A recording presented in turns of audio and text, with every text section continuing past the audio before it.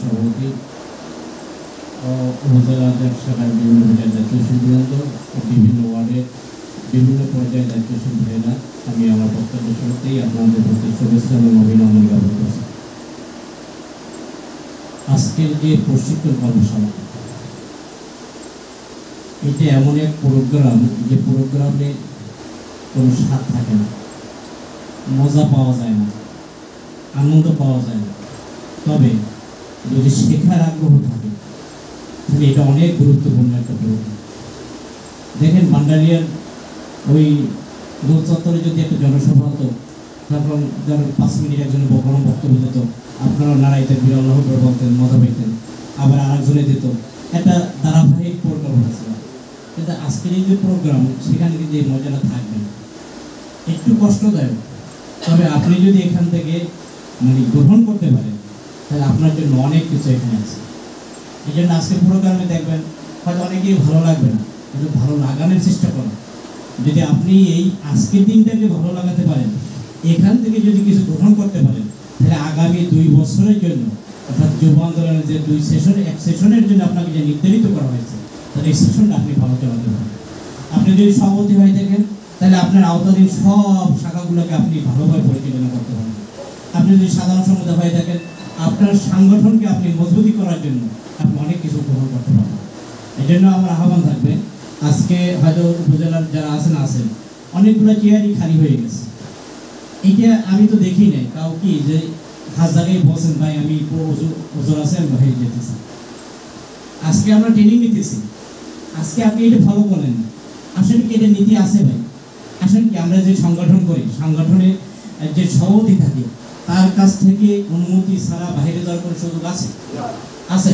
এটাকে আমাদের সংগঠন শিখায়। তাহলে আমাদের এই যে ভাইরে চলে গেল, কাউকেই তো দেখলাম না যে ভাই হাত জায়গায় বলছে যে ভাই আমার একটু জরুরত আছে, আমি আসছি, বলছে ভাই আপনার দেখছেন, আমি দেখি। এটা কিন্তু শিক্ষা হওয়ার কথা না। দেখেন, আমরা কোন সংগঠন করি? আমরা তো আওয়ামী লীগ, বিএনপির মতো সংগঠন করি না। আমরা এই আয়াতের উপর ভিত্তি করে সংগঠন করি, আকিমুদ্দিন, আমরা দিন প্রতিষ্ঠা করি। আল্লাহ বলছেন কি, তোমরা দিন প্রতিষ্ঠা করো।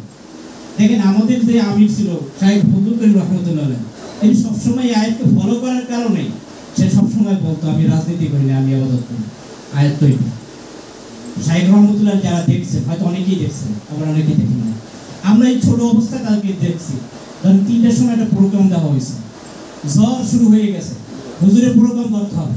এই ঝড়ের মধ্যেই আল্লাহর বান্দা সেই প্রোগ্রামের জন্য যাওয়ার জন্য যেন 3টার মধ্যেই যেন সে থাকতে পারে, সেটা আমাদের শাহেখ রহমতুল্লাহ আমাদেরকে দেখাই গেছে। কারণ কি? কারণ হলো সোজা, আকিমুস সালাত, নামাজ প্রতিষ্ঠা করুন। আপনারা না যখন আজান হয়, 1:30টায় যদি জামাত হয় বা 5টায় যদি জামাত হয়, আপনি যদি নামাজি বান্দা হন, আপনার জন্য পেশানি শুরু হয়ে যায় যে 5টায় জামাত করতে হবে। কি ভাই, চেষ্টা করি না আমরা? তাহলে এই একই আয়াত আল্লাহ বলছে আকিমুদ্দিন, আকিমুস সালাত। যারা আলেম ওলামা আছেন, এই দুই আয়াতের হুকুমের মধ্যে কোনো পার্থক্য নেই। আমার তো মনে হয় জবরদের পেশের মধ্যে কোনো পার্থক্য নেই। সেখানে আপনি নামাজের বেলায় আপনি 100% আপনাকে তৈরি করার জন্য, জামাত দেওয়ার জন্য, আপনি টাইম দেওয়ার জন্য আপনি যাচ্ছেন। আর আকিমুদ্দিন প্রতিষ্ঠার জন্য আপনি 10টার প্রোগ্রাম আসলে 10:30টা, এটা জবাবদিহি করতে হবে না? শোনেন, এমন এক সংগঠন, এই সংগঠনটা খুব ভয়াবহ এক সংগঠন। আপনি যদি মান্য করতে পারেন, তাহলে আল্লাহ আপনাকে দুনিয়াতে অনেক কিছু দেবে। আর আপনি যদি এটাকে গ্রহণ না করতে পারেন, তাহলে দুনিয়াতে আপনার লাঞ্ছনা আছে, আর কিয়ামতে তো আছে। এটা বিশ্বাস করেন? কাল কিয়ামতের ময়দানে আল্লাহ যদি 2 আয়াত তিলাওয়াত করে, বলে যে বান্দা তুই কোন আয়াতের আমল করছিস, আকিমুস সালাত, আকিমুদ্দিন, তখন তো হয়তো আমরা সকালে দোকান পরে বা বিভিন্ন কলাকৌশলের মধ্যে হয়তো বলার চেষ্টা করবো যে আল্লাহ, হ্যাঁ নামাজ পড়ছি, দিনের জন্য আমি অমুক জায়গায় গেছি, তমুক জায়গায় গেছি। কিন্তু আপনারা এটাও জানেন, কাল কিয়ামতের ময়দানে জবান বন্ধ হয়ে যাবে, হাতে সাক্ষী দেবে, জমিন সাক্ষী দেবে, পা সাক্ষী দেবে, সবাই সাক্ষী দিতে হবে, আপনার জবানের কোনো কারোবার্য চলবে না। এই জন্য ভাই, আমরা আজকে যে প্রোগ্রামে আসছি, আমরা যেহেতু দিন প্রতিষ্ঠার জন্য চেষ্টা করছি, হয়তো আমার একটু কষ্ট আছে, অনেকের ঘুম আসতেছে, ঘুম যদি আসে নিজে ইচ্ছে দাঁড়ান, আপনি কিছু গ্রহণ করেন। আমরা এই সংগঠনকে, অর্থাৎ এই কার্যক্রমগুলোকে আমরা কিন্তু ইবাদতের বাইরে মনে করি না। আপনি যদি মনে করে থাকেন, আপনি ভুলের মধ্যে আছেন, আপনার প্রতি আমাদের আহ্বান থাকবে, আপনি আপনার নিয়তকে পরিবর্তন করেন। এই সংগঠন আমরা দুনিয়ার কোনো কিছু পাওয়ার জন্য করি না। এই সংগঠন আমরা দুনিয়াতে করি, হয়তো আমরা রাষ্ট্রীয় ক্ষমতা ইসলামকে নেওয়ার জন্য, কিন্তু এটার দ্বারা আমরা কাল কিয়ামতের ময়দানে যেন আমাকে আমি উসিলা হিসাবে প্রেরণ করতে পারি, এই চিন্তাও আমাদের মধ্যে থাকে। সংগ্রামী বন্ধুরা আমার, দীর্ঘক্ষণ পর্যন্ত আপনার আলোচনা শুনছেন, হয়তো একটু খারাপও লাগতেছে, কিন্তু খারাপ লাগার হলেও আপনাকে ধৈর্য সহকারে এটা গ্রহণ করতে হবে। আমাদের এই প্রোগ্রামগুলো হওয়া ছিল দিনব্যাপী, তাহলে আমাদের 100% হয়তো আপনাদেরকে বুঝাতে পারতাম, হাতে কলমে দেখাতে পারতাম, কিন্তু আমাদের সবারই ব্যস্ততা আছে। এই ব্যস্ততার কারণে যুব আন্দোলন চেষ্টা করতেছে ছোট করে হলো প্রোগ্রামগুলো বা ইয়েগুলো সুন্দরভাবে যেন আমরা আয়োজন করতে পারি। আজকে আমি আলোচনার বিষয় হলো আমার বিভাগীয় কার্যক্রম ও অফিস ব্যবস্থাপনা। আজকে আমি যে বিষয়টা করতেছি, আপনি এই বিষয়টা সম্বন্ধে যদি অবগত না হন তাহলে আপনি সংগঠন করতে পারবেন না। এখানে দেখেন, আজকে আমি হয়তো অনেকের দাঁড় করাবো, দাঁড় করালে লজ্জা নেবেন না, কারণ আপনার শিক্ষার জন্য হয়তো আমি দাঁড় করাইতে পারি, যে আপনি বলেন আবার একজনকে দাঁড় করাইতে বলতে পারি, এটাকে তো আমি প্রশিক্ষণ কর্মশালা হয়তো একটা ক্লাসের মতো আপনাকে আমি বলতে পারি, আপনি আমাকে জিজ্ঞেস করতে পারেন। এই জন্য অনেকেই হয়তো আমরা দাঁড় করাবো, হয়তো অনেকের কাছে জিজ্ঞেস করবো আপনি এই বিষয়টা বলেন, এটা আপনারা মাইন্ড করবেন না যে আমি এত বড় একজন আলেম বা এত বড় একজন দায়িত্বশীল আমাকে দাঁড় করাইলো, এটা আপনারা মনে করবেন না কিছু। এই জন্য ভাই আমি প্রথমে জানতে চাই, আজকে আমার উপজেলা সভাপতি তো আছে, পৌরসভার সভাপতি কি আছেন এখানে? আপনি? আচ্ছা, আর ইউনিয়নের সভাপতি আছেন কয়জন? ইউনিয়নের দাঁড়া লাগবে না, হাত দেন। 5জন আছেন না? আলহামদুলিল্লাহ 5জন আছে। আমি প্রথমেই বিভাগীয় কার্যক্রম ও ব্যবস্থাপনার সভাপতির যে বিষয়, আচ্ছা আমি সভাপতি হয়েছি, আমার কি কি কাজ, এই কাজ সম্পর্কে যদি আমি না জানতে পারি বা আমার অবগত না থাকে, তাহলে আমি সংগঠন পরিচালনা করতে পারবো না। ভাই দেখেন, আমি আজকে বিভাগীয় সংগঠন আমি কথা বলে নিই ভালো হবে। আমি কিন্তু একটা সময় আমি চরমনাই মাদ্রাসার ছাত্র ছিলাম। আমি হয়তো কামিল দিয়েছি হলো আমি 2010-9-তে ওই যে বিশেষ পরীক্ষা নিয়েছে না, ওই বিশেষ পরীক্ষার শেষ জমাত আমরা ছিল। সেখান থেকে আমি দীর্ঘদিন মাঝখানে একটা বিশাল সংগঠনের সাথে সম্পৃক্ত করছিলাম। এরপর যুব আন্দোলনে হয়তো 2017 সালে কি 16 শেষ দিকটা বেরোচ্ছে। সেখান থেকে আমি প্রথম বিজ্ঞান প্রযুক্তি সম্পাদক ছিলাম, এরপর হইলো অর্থ সম্পাদক, এবার যুগ্ম সাধারণ সম্পাদক, এরপর সভাপতি। এটা দীর্ঘদিন একেবারে আমি সভাপতি হয়েছি এই গত সেশনে। তার মানে কি 5 বছর কমপক্ষে আমার ট্রেনিং চলছে। দেখেন, আমি এই অবস্থায় আমি চরমনাই মাদ্রাসায় পড়ছি, চরমনাই মাদ্রাসায় ছাত্র আন্দোলন করছি, মাঝখানে আমি বাহিরে কিছু পড়াশোনা করার কারণে হয়তো সংগঠনের সাথে সময় দিতে পারিনি। এরপর আমার শেখার জন্য আমাকে হাতে কলমে শিখতে হয়েছে। এই আমি অনেক বিষয় যুব আন্দোলনে আসার অনেক বিষয় আমাদের কেন্দ্রীয় দায়িত্বশীলরা আমাদের হাতে কলমে শিক্ষা দিচ্ছে, এটা শিক্ষার বিষয়। আজকে আমি আপনাদের দোয়ায় হয়তো বিভাগীয় সাংগঠনিক সম্পাদক আছি, আপনাদের মধ্যে থেকে এমন এক ব্যক্তি থাকতে পারে যে হয়তো এর চেয়ে বড় পদে যাবে, হতে পারে না ভাই? এই জন্য আপনি মনে করবেন যে আমি এই বান্ডারি এক ইউনিয়নের সভাপতি, এটা না, ইউনিয়নের একজন সাংগঠনিক সম্পাদক, এটা না। আপনি মনে করবেন আপনার টিমটা আজকের জন্য হয়তো আপনাকে আল্লাহ পাক কবুল করলে আপনি কেন্দ্রীয় দায়িত্বশীল হতে পারেন। এই ব্যবস্থাপনা যুব আন্দোলন আছে, যুব আন্দোলন কিন্তু তৃণমূল থেকে নিয়ে আসে। যুব আন্দোলন কেউ কি জোর করে ক্ষমতা বা কোনো দায়িত্ব নেওয়ার সুযোগ যুব আন্দোলনে নেয়, যারা দীর্ঘদিন যাবত যুব আন্দোলন করেছেন। ভাই দেখেন, অনেক দায়িত্বশীল নিয়োগ করে আমরা গেছি সংগঠনে, যে আজকে ওনাকে সভাপতি করবো, ওনাকে সেক্রেটারি করবো, কিন্তু বাস্তবিক অবস্থা দেখার কারণে ওনাদের নামটাই আমরা রাখতে পারি, তাই না? এরকম এটা এই দায়িত্বটা কার থেকে? আল্লাহর পক্ষ থেকে। এই জন্য আমরা যারা সভাপতি আছি তারা একটু বিশেষ সহকারে শুনবেন। তবে বাকিরাও, আজকে আপনি সাধারণ সম্পাদক, আপনি নিচে দায়িত্ব আছেন উপ সম্পাদক, আপনারা তো সভাপতি হবেন এক সময়, আপনারা এটা জানা থাকা দরকার। সভাপতিদের কি কাজ? শাখার বার্ষিক পরিকল্পনা তৈরি করা, পরবর্তী সেশনের সভাপতির নিকট থেকে সংগঠনের সকল সম্পদ দায়িত্ব গ্রহণ করা। আচ্ছা, একটা ভাঙিয়ে বলি, শাখার বার্ষিক পরিকল্পনা তৈরি করা। আপনি মনে করেন আজকে আমাদের ভান্ডারী উপজেলা শাখা আগামী 2 বছরের জন্য এই কমিটিটা হয়েছে। এখন আমার যদি টার্গেট না থাকে যে এই 2 বছরের মধ্যে আমি এই কাজগুলো করব, এই কাজগুলো সম্পাদন করব, এটা যদি আমার টার্গেট না থাকে, তাহলে দেখবেন আপনার কাজটা গতি আসবে না। আপনি 100 টার্গেট থাকলে সেখানে হয়তো 70টা আপনি পারবেন, অথবা 80টা পারবেন, অথবা 95টা পারবেন। কিন্তু টার্গেট না থাকলে গতানুগতিক ধারাভাবে চলবেন, কিন্তু আপনাকে কিছু দেখাতে পারবেন না। এই জন্য যারা সভাপতি হয়েছে আপনারা একটা টার্গেট থাকা দরকার, যে আমি এই ইউনিয়নের সভাপতি দিয়েছি, আমার এই ইউনিয়নে কমপক্ষে 5টা যুবককে আমি যুব আন্দোলনের সাথে সম্পৃক্ত করবো।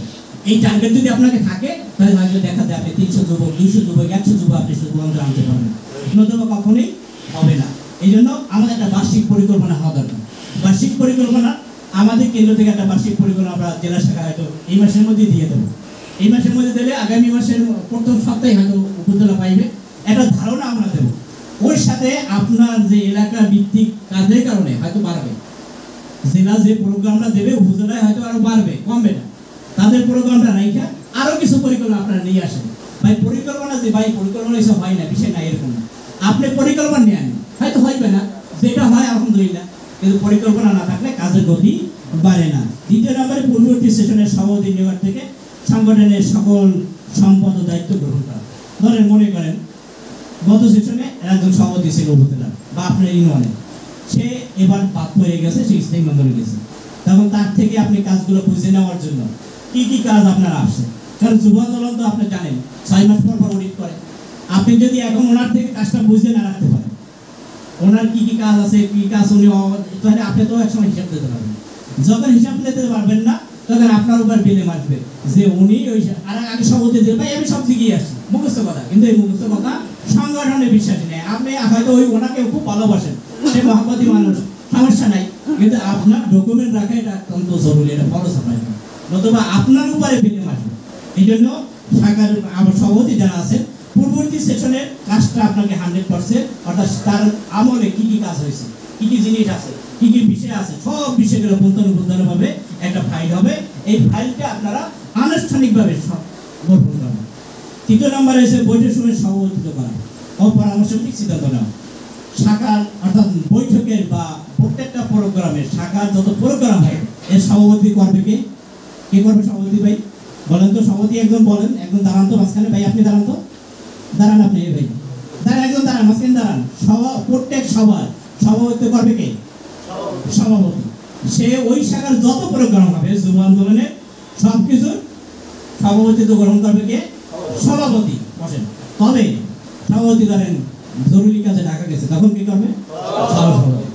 এই প্রত্যেক সভার সভাপতিত্ব করবে সভাপতি এবং বৈঠকে যে সিদ্ধান্ত দেবে। আজকে ধরেন আমাদের মাসিক বৈঠক হয়েছে, সেখানে আমাদের 20 জনের 20টা মত আসছে। এখন আমাদের এই বৈঠকের 20 মতের মধ্যে থেকে একটা মত সভাপতি নিতে পারবে। একটা মত নিয়ে হয়তো বলবে যে এইটা আমাদের এই সংগঠনের জন্য ভালো হবে। এখন মনে করেন সে সভাপতি হিসেবে একটা সিদ্ধান্ত নিয়েছে, আমার সিদ্ধান্তটা তার আমার মত, তার সিদ্ধান্ত আমার বাসা হয় না, আমি কি বলবো যে সভাপতি সিদ্ধান্ত উনি বুঝি, এটা কি হবে? আমাদের সবার সিদ্ধান্ত মোতাবেক উনি একটা সিদ্ধান্ত দেবেন, সভাপতি সিদ্ধান্ত দেবেন, ওইটাই আমাদের সিদ্ধান্ত। সেটা হয়তো হইতে পারে আমাদের ভুলের কারণে, হয়তো আমরা অ্যাক্সিডেন্ট হইতে পারে, কিন্তু আমাদের এটা বলার সুযোগ নাই যে এটা আমাদের সিদ্ধান্ত না। সিদ্ধান্ত সবার সিদ্ধান্ত, সভাপতি সেই মুরব্বী হিসেবে সিদ্ধান্ত গ্রহণ করছে। আর হইল সভাপতিদের সবচেয়ে যে গুরুত্বপূর্ণ যে বিষয় পরামর্শ করা। সভাপতিদের পাওয়ার আছে, আজকে একটা সিদ্ধান্ত নেওয়ার এখতিয়ার আছে, সে দিতে পারে। তবে আমরা উৎসাহিত করি যুব আন্দোলন যে আপনি পরামর্শ নেন। পরামর্শ নিলে দেখা যাবে কি, দেখা যায় আপনার উপসম্পাদক একটা সুন্দর একটা পরামর্শ দিয়েছে, দেখা যায় এইটাই আপনার জন্য অনেক ভালো হয়েছে। এই জন্য আমাদের যত সিদ্ধান্ত নিই, আমরা তারা জরুরি মিটিংয়ে না হঠাৎ করে একটা সিদ্ধান্ত নেওয়া লাগে, অর্থাৎ যুব আন্দোলন জানাইছে আর 1 ঘন্টার মধ্যে আমাদের পিছন দিতে হবে, তখন হয়তো 2-3 জনের মধ্যে সীমাবদ্ধ রাইখা অন্তত পরামর্শ করা, সভাপতি সেক্রেটারি বা যারা আশপাশে আছে পরামর্শ করে একটা সিদ্ধান্ত ফলো করা। তাহলে কাজের আমাদের জবাবদিহিতার বিষয়টা, অনেক সব বলে যে সভাপতি সেবা লাভ করে, এই একা করবে না, তাহলে এটা এই বদনামটা থাকবে না। এই জন্য পরামর্শ ভিত্তিক কাজ করা। 4 নম্বর হলে জরুরি সিদ্ধান্ত গ্রহণের ক্ষেত্রে যে সকল জাতীয় সিদ্ধান্তের সাথে এটা আমি আলোচনা নিয়ে আসছি, ঊর্ধ্বতন শাখার সাথে যোগাযোগ করা। এখানে একটা বিষয়, ঊর্ধ্বতন শাখার সাথে যোগাযোগ করবে কে? সভাপতি। ঊর্ধ্বতন শাখার সাথে যোগাযোগ করবে কে? সভাপতি। উনি যত বিষয় থাকবে উনি হয়তো জেলার সভাপতির সাথে বা সাধারণ সভাপতির সাথে সমন্বয় করে আপনাদের সব কাজটা আঞ্জাম দেবে। তার মানে কি আপনার নিচে যারা আছেন তার উপরের সাথে কথা বলতে পারবেন না? অবশ্যই পারবেন, কিন্তু সাংগঠনিক সিদ্ধান্ত নেওয়ার জন্য সভাপতি কি উপরে কথা বলতে হবে। আবার মনে করেন তারা উপজেলার রেজান ভাই অসুস্থ, আপনারা সবাই জানেন। রেজান ভাই যাকে আমার দায়িত্ব পালন করে আমাদের সাইদুল ভাই, সে হয়তো তার লাগে সেক্রেটারির লাগে ভালো সম্পর্ক, ধারণা স্বরূপ, এটা উদাহরণস্বরূপ, এটা কেউ বলবেন না, মনে করবেন না যে ভালো সম্পর্ক, তারই বললো সেক্রেটারি আজকে 20 জন লোক নিয়ে আপনার পিএসপুর আসতে হবে এবং বিক্ষোভ মিছিল আছে। এর ওই সেক্রেটারি বা সাধারণ সম্পাদকের দায়িত্ব হলো যে ভাই যেহেতু সাংগঠনিক সিদ্ধান্ত, আপনি একটু সভাপতিকে নির্দেশ দেন, তার মাধ্যমে আমার দ্বারা আসুক, এইটা হলো দায়িত্ব। ঠিক আছে না ভাই? কোন অবস্থা দিয়ে আমার লাগে ভালো সম্পর্ক, ভাই সাইদুল ভাই যখন বলছে আমার পাওয়ার তো পাইয়ে গেছে, লাভ সভাপতি জিজ্ঞেস করলামই, কিন্তু এটা সংগঠন যুব আন্দোলন সাপোর্ট করে না। আমাদেরকে অবশ্যই ঊর্ধ্বতন যত সাংগঠনিক যত সিদ্ধান্ত বেলায় সভাপতিকে মূল্যায়ন করতে হবে। হ্যাঁ, সভাপতি সাহেব আমার দ্বারা মনে করেন ঢাকা গেছে, সে অসুস্থ, ধরে নিলাম, রেজান ভাই অসুস্থ, তার মানে কি সে মানে অসুস্থ রেজান ভাই কথা বলতে পারে না। মনে করেন রেজান ভাই উদাহরণ নিয়ে আনলাম না, আমি তখন সভাপতি ছিলাম বা সভাপতি, আমি ঢাকা গেছি জরুরি কাজে, এখন জরুরি ভিত্তিতে মিটিং লাগে, আমি সভাপতি চাবিটি আটকে রাখছি, অর্থাৎ অনুমতি দিতেছে মিটিং। এই অভ্যাসটাও সভাপতিদের থাকার সুযোগ নাই, যেহেতু আমরা দিন প্রতিষ্ঠার জন্য কাজ করছি। আমার কারণে সংগঠনের বিন্দু পরিমাণ ক্ষতি হোক এটা কোনো অবস্থাতেই করা যাবে না। এবারে ইসলামী আন্দোলন বাংলাদেশ বামুক সহযোগী সংগঠন অর্থাৎ ইসলামী আন্দোলন হলো আমাদের অভিভাবক সংগঠন, তার সাথে আমাদের সমন্বয় করেই কাজ করতে হবে। মনে করেন অনেক সময় হয় আমাদের যুব আন্দোলন হয়, ছাত্র আন্দোলন হয়, ইসলামী আন্দোলনের সভাপতির অনেক কথা আমাদের ভালো লাগতে না পারে, কিন্তু যেহেতু তাকে আমরা ইসলামী আন্দোলন তাকে সভাপতি করছে, তার কথাটাকেই আমরা মানতে হবে। তবে আপনার যদি সুপরামর্শ থাকে আদবের সাথে, যে চাচা হোক ভাই হোক, ভাই এইটা করলে মনে হয় ভালো হয়, আপনি এইটা যদি বলেন তাহলে আপুসে আর সরাসরি ধরেন আলোচনা হয়েছে না সরাসরি ওটা চলবে না, আমার কথা না কেন এটা ভালো হইবে, এটা হবে না, ওইটা আদবের সাথে হবে। আদবের সাথে যদি আপনি কথাটা বলেন হয়তো উনি আপনার কথাটাকেই অ্যাকসেপ্ট করবেন, আর আপনি উস্তুরিকতার মাধ্যমে করার কারণে দুইটা ক্ষতি করবেন। এক নম্বর ক্ষতি করবেন আপনার জীবনের ক্ষতি করবেন, কারণ আপনি যখন এটা বারবার করবেন তখন ওরা মাইন্ডে বাজার পরে এটা হয়তো জেলা শাখায় যাইবে, তখন এটা একটা বিশৃঙ্খলার সৃষ্টি হবে। আর একটা হইল আপনি যুব আন্দোলনকেও ক্ষতিগ্রস্ত করবেন, যে যুব আন্দোলনের দায়িত্বশীলরা আদব বলা না, শৃঙ্খলা মানে না, এটা হবে না। এই জন্য কোনো অবস্থাতেই এই অবস্থাটা তৈরি করা যাবে না। এবার শ্রমিক আন্দোলন, ছাত্র আন্দোলন, ওলামা শেখ আইন পরিষদ, বাংলাদেশ মুজাহিদ কর্মী সবার সাথে যুব আন্দোলন সুসম্পর্ক থাকবে। আরেকটা জিনিস সবসময় আমাদের অনেক শাখায় হয়তো এটা আছে, হয়তো ভান্ডারিয়া নাই, আমার জানাও নেই, দুইটা গ্রুপ হয়ে যায়, এই কোনো গ্রুপের মধ্যে যুব আন্দোলন যাবে না। যুব আন্দোলন সবার সাথে আছে, যুব আন্দোলন কাজ উদ্ধারের জন্য সবার সাথে আছে, সংগঠনের কাজে নাই, কারোর সাথে আমরা নাই, এটা হলো আমাদের মূল থিম। এই জন্য যুব আন্দোলন কোনো গ্রুপের মধ্যে যাবে না, যুব আন্দোলন সবার সাথে সুসম্পর্ক রাখবে। সবাই যেন বলে যে না আলহামদুলিল্লাহ যুব আন্দোলনের কাজ ভালো। দেখেন ভাই আপনাদের যে এইখানের কাজটা মনে করেন যে এই কাজটা সারা বাংলাদেশ উপজেলা আছে, ইউনিয়নে আছে, এটা যখন আমাদের আমির, নাইব আমির অথবা ইসলামী আন্দোলনের সিনিয়র দায়িত্বশীল মহাসচিব হুজুরে যখন ভান্ডারি আসবে, যখন এইখানে আন্দোলন দায়িত্বশীল বলবে যে না আলহামদুলিল্লাহ যুব আন্দোলনের কাজ ভালো, তারা আদবলা, তারা সংগঠনের সুশৃঙ্খল বজায় রাখিয়েই কাজ করতেছে, এইটার দোয়া কি আর করা লাগবে ভাই আলাদা হবে? অটোমেটিক ভাবে দোয়া পাবেন না। এই জন্য আপনার কাজের কারণে যদি যুব আন্দোলন ক্ষতিগ্রস্ত হয়, এই টোটাল অভিশাপটা আপনার উপর পড়বে। এই জন্য কোনো অবস্থাতেই আমরা এই প্রশ্রয় দিই না, যাতে করে ইসলামী আন্দোলনের সাথে কোনো রকম বিতর্ক এর না জানানোর সুযোগ নাই। এই জন্য আমরা সহজেই সংগঠনের সুসম্পর্ক। এখানে আমাদের আর একটা থিম হতে পারে, দেখেন আমরা কেন্দ্র থেকে বা জেলা থেকে বা এই কাজগুলো হয় জেলা শাখায় হয়, আপনাদের আজকে উপজেলার 21 জন দায়িত্বশীল আছে, তাদের সাথেও মাঝে মাঝে বৈঠক করে যে ভাই আপনাদের সাথে আমরা বসবো, মুখোমুখি আলোচনা, ছাত্র আন্দোলন ডাকেন, একদিন শ্রমিক আন্দোলন বসেন, একদিন ইসলামী আন্দোলন বসেন, তাদের থেকে সহযোগিতা নেন। এইটা করলে কি হবে, নিজের মধ্যে সম্পর্ক বাড়বে, আর একটা জিনিস বাড়বে, এটা আমি যেহেতু আপনারা সবাই যুব আন্দোলনের দায়িত্বশীল, ইসলামী আন্দোলনের দায়িত্বশীল আছেন কেন এখানে? কেউ ইসলামী আন্দোলনের দায়িত্বে আছেন এরকম কেউ আছেন এই জায়গায়? নাই, আলহামদুলিল্লাহ। এইটা আমি ব্যক্তিগতভাবে তৃণমূল থেকেই আমি এটা একেবারে অভ্যস্ত। কারণ হলো কি, আমি যদি 5 দায়িত্ব পালন করি, হয়তো অনেক বাইরে করে 5 জায়গায় সে বড় নেতা, কিন্তু মাঠ পর্যায়ে তার একটু কাজ নাই। এটা আমি মনে করি, আমি ব্যক্তিগত মনে করি এক পদের মানে যে দায়িত্ব আমার যে জবাবদিহিতা আছে সেটা আমি করতে পারি না, সেখানে আমি 2 পদের কাজ কিভাবে করি এটা যে বলে, এটা আমি অনেক জায়গায় দেখছি। আমি যখন মহানগর কাজ করছি, তখন বরিশাল মহানগরে আমি সভাপতি ছিলাম, যখন কাজ করছি তখন দেখছি উনি অনেক দায়িত্ব রেখেছে যে ভাই আপনি অমুক প্রোগ্রাম আসলেন না কেন, ভাই অমুক সংগঠন ছিল প্রোগ্রাম ছিল, ফোন দিচ্ছি যে ভাই আছে, মানে আমি একটু ব্যতিক্রম দায়িত্ব পালন করছি, তো আমার লাগে ফাঁকি দিয়ে করা কঠিন ছিল। আমি সাথে সাথে বলতেছি ভাই ওই অমুকে গিয়েছিল, না দেই না, যেহেতু 3 মাসই আসেন। দেখেন আমরা করি স্টিম সংগঠন, কত বড় একটা কাজ হবে, কত বড় একটা মিথ্যা কথা চাপাই গেল সংগঠনের মধ্যে, উনি ওই জায়গাও কাজ করে না, এই জায়গাও কাজ করে না। এবার ইয়ানো সাইডে ভাই 5টা সংগঠনের টাকা দিই, কিভাবে টাকা দেবো? বুঝে দেখছি এক সংগঠনের টাকা দেবো। এইসব ধরুনদারি কার্যকলাপ যুব আন্দোলনে চলবে না। যুব আন্দোলন 100% সহিভাবে চলতে চায়, এই জন্য 5 জন থাকলে 5 জন নিয়ে চলবে। হ্যাঁ, যুব আন্দোলন আবার ফ্যাক্টরি আমাদের এখানে, হয়তো মদ খাওয়া লোক আমার এখানে আসবে, তাদেরকে আমরা হয়তো আস্তে আস্তে করে আমাদের মডিফাই করবো, আমরা তাদেরকে ডিনাই করবো না, তবে যে সংশোধনী হয়ে আসবে, যে দায়িত্ব নেবে, একটা ইউনিয়নের সভাপতিকে এসব করার সুযোগ রাখে? এইটা রাখতে পারে একজন নতুন আসছে, সে কথা বলতে পারে বোঝার জন্য বা বোঝে না এই জন্য করতে, কিন্তু একটা ইউনিয়নের সভাপতি এটা পারে, এটা উপজেলার দায়িত্বশীল এটা কি কখনো পারে? অবশ্যই এই সুযোগটা যুব আন্দোলন নাই। আমরা চাই একটা মডেল যুবক তৈরি করতে, অর্থাৎ যুব আন্দোলনে আসলেই মানুষের জন্য আদর্শবান হয়ে যায়। সারা বাংলাদেশে যদি যুবককে আমরা আমাদের কাতারে নিয়ে আসতে পারি, তাহলে ভাই দেখেন, আমরা অনেক ভাইরা অনেক সময় বলে আমাদের অনেক সংগঠন, আমাদের আগেকার অনেক ইসলামী সংগঠন বা আমাদের আগে প্রতিষ্ঠিত ইসলামী সংগঠন, তারা বলে আমরা রাষ্ট্রীয় ক্ষমতায় যাইয়ে এবার আমার মধ্যে চেঞ্জ করবো, বাড়ি চেঞ্জ করবো, চেঞ্জ করে একেবারে দেশটা ইসলামী রাষ্ট্র করি আমাদের, যে তাদের ভুল সিদ্ধান্ত। আপনি দেখেন ওনার রাষ্ট্রীয় ক্ষমতায় গেলে জনগণ ওনাদের উল্টা বলবো। শাহী রহমতুল্লাহ একটা বয়ানের মধ্যে বলতো যে এক রাজা ওই গোলাপানি গেছে, গোলাপানি গেলে সাধারণ কথাটা উল্টেই বলেন, এখন পাবলিকে দেয় রাজার মাথা খারাপ হয়েছে, আর রাজার মাথা খারাপ হয়েছে, রাজা মাথা খারাপ করে কমে, আর সবাই গোলাপানি গেছে, আর ওই যা কয় সব মিলে গেছে। এখন ওনা জানো রাষ্ট্র জ্ঞানী ক্ষমতায়, সাধারণ জনগণ ওনাদের কথা নিল না, ওনাদের পক্ষে নাই, তো উপায় দেখতে পারবে 2-3 মাস পরে আন্দোলন শুরু হইবে, আন্দোলনের টাইনে নামাই ফেলে। কিন্তু আমাদের সংগঠন এটা বের করবে, আমরা চাই তৃণমূল থেকে আমাদের কাজটা উঠবে, ইউনিয়ন, উপজেলা, থানা, এবারে জেলা, এরপরে এমন শক্তি হবে, তখন যদি রাষ্ট্রীয় ক্ষমতায় আমরা বসি, তাহলে আমাদের সরানোর মতো শক্তি কেউ রাখবে না। এটি ইসলামী আন্দোলন ঠিক। এই জন্য ইসলামী আন্দোলনের অন্যতম সহযোগী সংগঠন, মোটামুটি বলা যায় 1 নম্বর সহযোগী সংগঠন আমরা বলি, দাবি করি, এবং ইসলামী আন্দোলন ওইটাকে মানে আমাদের আমি নাইবে আমিরও কিন্তু আলহামদুলিল্লাহ আমাদের তারা ডাইরেক্ট বসলে আপনারা যখন বান্দিকে আসবেন এই কাজটা সবসময় করবেন।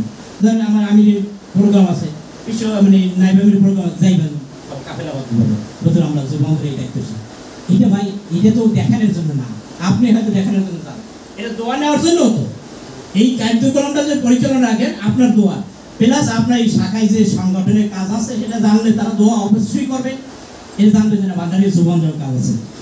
এইবার কি হয়েছে, 8 নম্বর আন্দোলন দায়িত্বশীল কর্মীদের সাথে সর্বাবস্থায় নিরপেক্ষতা, ন্যায়পরায়ণতা, ইনসাফ আলোচনা নিয়ে আসছি। শাখার দায়িত্বশীল ব্যক্তিগত প্রতিবেদন দেখে প্রয়োজনীয় পরামর্শ প্রদান করে। আরেকটা হলো বিভাগীয় যে সম্পাদক থাকে, তারা 21 জন দায়িত্বশীল। এটা তো এমন না যে সভাপতি, সহসভাপতি, সাধারণ সভাপতি 3 জনের বা 4 জনের কাজ, এরকম আপনারা যে 21 নম্বর সদস্য রাখা হয়েছে বা উপসম্পাদক রাখা হয়েছে, আপনারও কিন্তু কাজ আছে। এই জন্য বিভাগের মাসিক প্রতিবেদন সম্পাদকদের বিভাগের, সেটা হইতে পারে সাধারণ সম্পাদক নেবে আর কি, কাজটা নেওয়ার পর কিন্তু ওইটা সভাপতি সব দেখে ওই অনুযায়ী পরামর্শ দেওয়া, যদি কারো ত্রুটি থাকে যে ভাই আপনার এই ত্রুটি আছে সামনের মাঠে। আর মাসিক মিটিং অবশ্যই বিভাগেরই মাসিক প্রতিবেদন এটা করা, এটা একটা ভালো দিক। ধরেন আমি আজকে ধরেন একেবারে স্বাস্থ্য বিষয়ের কথা, আমার আজকে এই মিটিংয়ে আসি যাই এমনি কোনো কিছু করি না। আপনি যদি একটা সাদা কাগজনা প্রত্যেক মাসে থাকে, এই মাসে উনি হাতে লিখবে ভাই এটা লিখে দেন, উনি কিছু করেন, উনি লিখে দেবেন ভাই আমি কোনো কাজ করি না। আচ্ছা ভাই উনি তো এইখানে লেখছে, উনি কাজ করেন না, কিন্তু সামনের মিটিংয়ে যখন আসবে তখন ওনারা এটা একটু দিতে পারবে না, তখন স্বাভাবিকভাবেই উনি সভাপতি বা সেক্রেটারির সাথে বা সাধারণ সম্পাদকের সাথে যোগাযোগ করে বলবে ভাই আমার আসলে কাজটা কি, তাহলে একটু কাজ হইলেও করবে। কাজের গতি বাড়ার জন্য এই মাসিক প্রতিবেদনগুলো হয়। আর এইটা অনেক সময় দেখা গেছে এক ব্যবসার কারণে বা বিভিন্ন কারণে সে কাজে সময় দিতে পারে, তখন সভাপতি হিসেবে এটা পরামর্শ দেবে আপনি এই কাজটা করতে পারেন। সভাপতিদের ফাইল থাকবে কি শাখা কমিটি গঠন ফাইল, অর্থাৎ ইউনিয়নের যে কমিটি ফর্ম আসবে সেই ফর্মগুলো একটা ফাইল তার কাছে থাকবে, যে শাখা পরিবার। এবার শাখার বার্ষিক পরিকল্পনা প্রতিবেদন ফাইল, দায়িত্ব গ্রহণ ও হস্তান্তর ফাইল, অর্থাৎ ওই যে প্রথম দায়িত্ব গ্রহণ করছে আবার হস্তান্তর করবে সেটা একটা ফাইল তৈরি করা, গুরুত্বপূর্ণ ডকুমেন্ট সংরক্ষণ করা। সহসভাপতির কাজ হলো সর্বাবস্থায় সহসভাপতির কাজে সহযোগিতা করা। আমেনা কর্তৃক বিশেষ দায়িত্ব পালন করা, সভাপতির অনুপস্থিতিতে তার দায়িত্ব পালন করা। আমরা মোটামুটি এই 5:30 পর্যন্ত যাইতে পারি নাকি, আশা করি 5:30 পর্যন্ত আমরা যাবো। এবার এখানেই নামাজ পড়বো। এরপরে হলো দেখেন এই সহসভাপতির কাজ হলো মূলত সভাপতি না থাকলে যে কাজগুলো করা দরকার এটাই সহসভাপতি। তবে এখন ধরেন সভাপতি হয়েছে, সভাপতি সবসময় থাকে, মিস নাই, 100% থাকে, তাহলে তার কিছু কাজ দেওয়া দরকার না। তখন আমেলা করতে কিছু মানে ধারাবাহিক কাজটা দেওয়া যেতে পারে, যে এই কাজটা আপনি এই কাজটা করেন। যেমন আমাদেরকে নিয়ে আমেলায় একটা কাজ করায় ভাই, আমি সাধারণত আলোচনা করি ভাই